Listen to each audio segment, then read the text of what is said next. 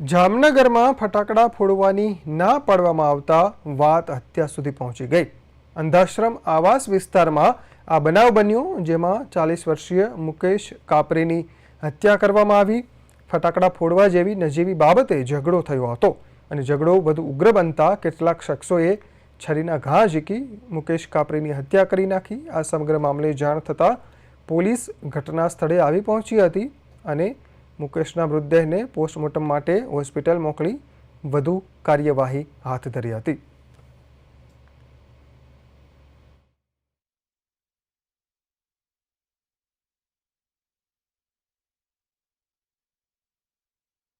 કાલ રાતના ફટાકડાની બાબતમાં મારા પપ્પાને છરી મારી હતી। ખાલી પપ્પા સમજાવવા આવ્યા હતા ને એમાં છરી મારી હતી। પાછળથી છરી મારી દીધી ને લોહી લોહાણ થઈ ગયા ને એમ્બ્યુલન્સને ફોન કર્યો હતો।